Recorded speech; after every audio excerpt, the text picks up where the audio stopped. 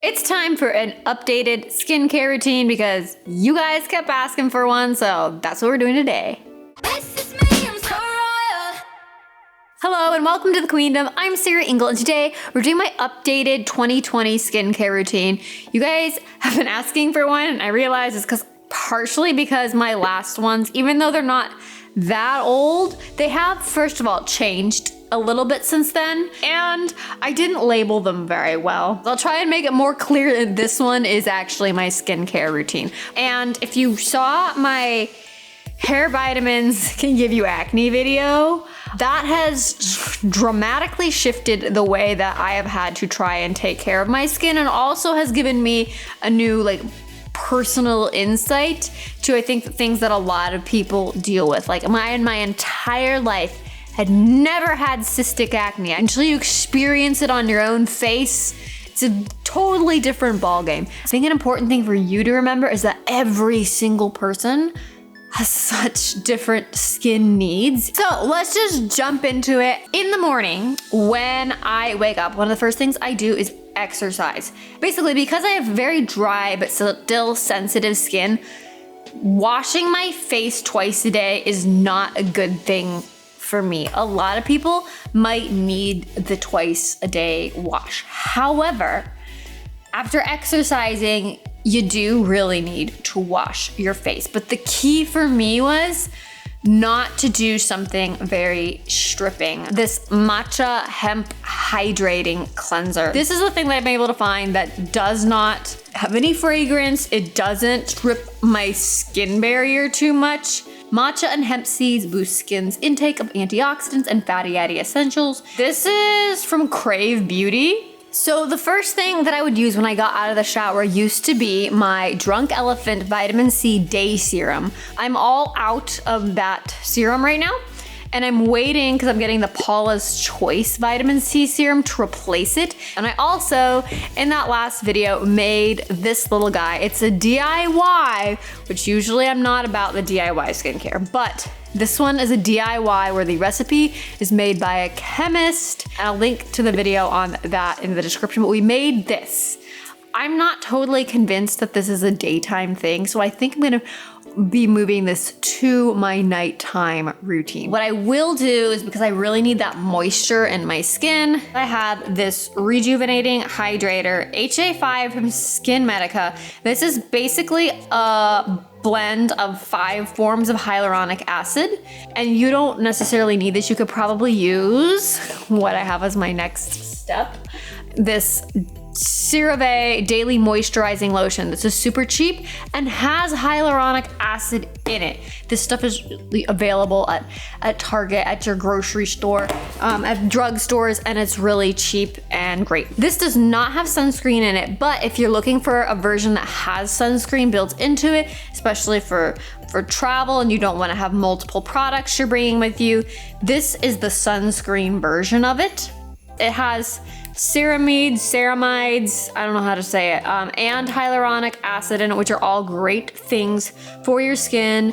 And it is fragrance free, which is key for all of this stuff that I'm showing you. After I put on my moisturizing lotion, I have recently started using this Comfy Water Sunblock SPF 50. This is a Korean beauty product here. This is a chemical sunscreen, but it is one that is reef safe. If you want to know all about what SPF really means, that sunscreen video is a good one to watch. That's pretty much most of my morning skincare routine. On accident, I discovered this acne treatment that is basically sulfur, and I had not learned a lot about, whoa, hello there. I hadn't heard a lot about sulfur as an acne treatment. For people who have sensitive skin, and your skin, like in my case, a lot of times if I use something with like benzoyl peroxide in it, it will actually make my skin break out worse. I have telangiectasia on the right side of my body, and I have a specific type of it that is even longer. I wrote this down. Unilateral navoid telangiectasia, something like that. I have had this since elementary school, and basically it means there's little red spots, but they're only, for whatever reason, just on the right side of my face. This, I feel like, helps with all of that. I don't even know how or why. Okay, the only reason I did not, I very recently put it on a breakout and it cleared it up so much and didn't irritate me. And so I've been looking it up, and Sulfur is very well known for helping with breakouts, redness, all sorts of things. It helps with a lot of stuff. So if I have a breakout, I will put some of this on it now, and it's kind of amazing. I can't believe I hadn't heard of it before, but the brand is Clarigen. It's not something that I hear people talk about a lot, but this might be something you should try. I just keep dropping it though. The nighttime routine is a little bit more complicated, but it doesn't have to be. Recently I've started the double cleansing, and I thought that's gonna be way too stripping for my skin. However, it doesn't have to be, especially if your first cleansing is an oil cleanse. And I literally just use 100% organic jojoba oil, and it's been working really well. I will put the oil on my face, use it to like remove the makeup. I do have to avoid my eyelash area because I get my eyelashes lifted. You put your washcloth in super hot water and like put it over your face and just kind of let it like steam there, and then you clean it off gently because some washcloths can be really harsh. So that's where you get like the bulk of your makeup off. It really cleans your face. When I am done with that, I rotate every night between these two guys. This CeraVe one has salicylic acid in it. That's what SA means. Just helps fight any existing breakouts, helps break up anything that might be in those pores to prevent future ones, but I don't do it every single night. After I clean my face with that, my next product that I use is my retinol. But if it's a night that I use the salicylic acid, I do not use the retinol. Retinols are fabulous for taking care of acne, preventing future acne. After that, I go into my most pricey product, and this is the TNS Essential Serum from Skin Medica. There's so many bizarre, very expensive ingredients in it. And I think the first word in the ingredients list is human. I don't know exactly what it is, but it's great. And it has like all like these antioxidants and peptides and like tons of ingredients that it's kind of like everything your skin could ever need in one amazing serum. But this stuff is so expensive. I only use it at night. I know they say to use it in the morning and night, but I'm like, no, this stuff is too expensive. I'm only using it at night. And there actually is a tiny bit of fragrance in it. Otherwise, I think it would smell really bizarre because it has human in it. But you know what I should add, which I maybe should have even added before that, because we're supposed to go from thinnest to heaviest. But I just am not used to this yet because I had been using my vitamin C serum in the daytime, and now I'm gonna switch it, I think, to nighttime. I made this earlier today, and I put it on earlier, and my left hand that I put it on is so much smoother and looks so much more moisturized and just like glowy.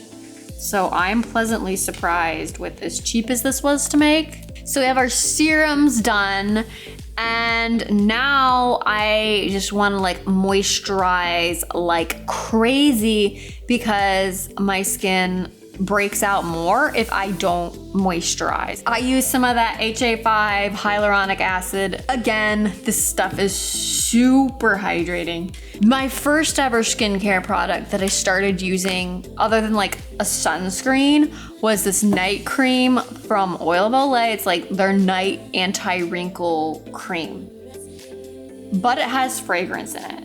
I wanted to take out as much stuff that had fragrance in it as possible, but I replaced that night cream that I've been using forever with this CeraVe one. It's a skin renewing night cream, and the stuff is like really thick. It's almost more like a balm. It's like a cross between a moisturizer and like a thinner lip balm.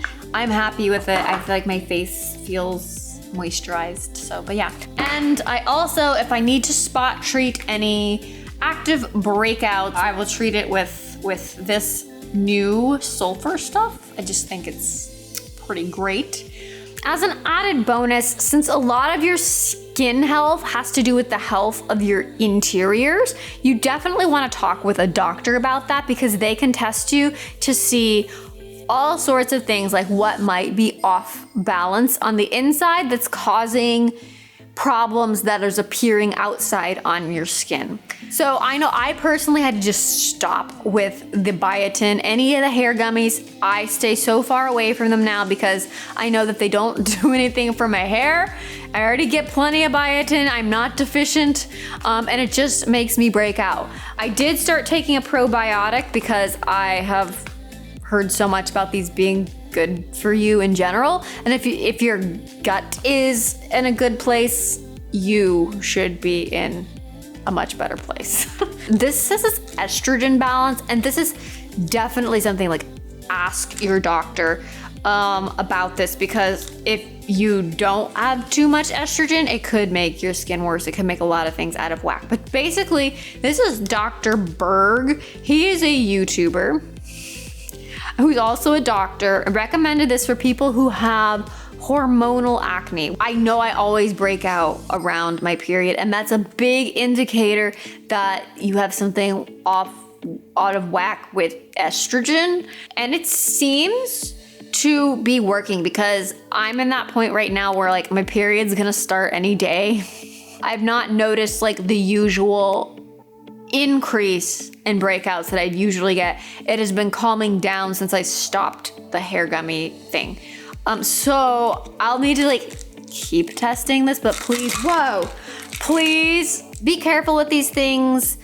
Most of the time we don't need them. A lot of times they're companies with gimmicks, and in the worst case, you could actually wind up causing problems you didn't have in the first place. So there we have it, my skincare routine. I want to hear from you guys in the comments below. What is your favorite thing that you use in your skincare routine? If you want to see more videos like this, remember to subscribe and ring the little bell if you want to have those come right to you. Thanks so much for watching, and I'll see you next time. Hey Google, how tall is Dolly Parton? I have way more Dolly Parton knowledge than people should, because instead of being like normal people who take their kids to Disney World or Disneyland, we spent our summers at Dollywood. With all that being said, I'm not dead. And now it's an everyday. You were trying so hard to be quiet, and it's like, ooh.